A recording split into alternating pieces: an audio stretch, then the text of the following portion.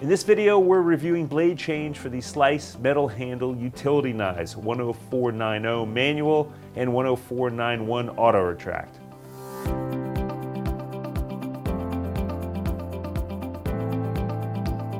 Today we're going to talk about the Slice Metal Handle Utility Knives, both the 10490 Manual and the 10491 Auto Retract. Both of them come standard with the 10524 rounded tip utility blade.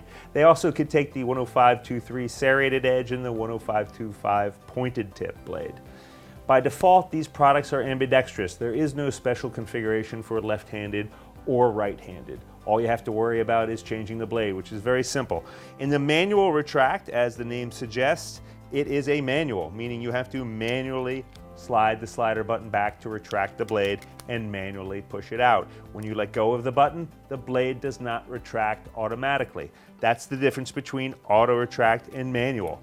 Personally, as a company, we always recommend the auto retract. You have to extend the slider button, and as soon as you let go of that slider button, the blade goes back for safety. You can't accidentally leave the blade out. It's an added level of safety that we suggest.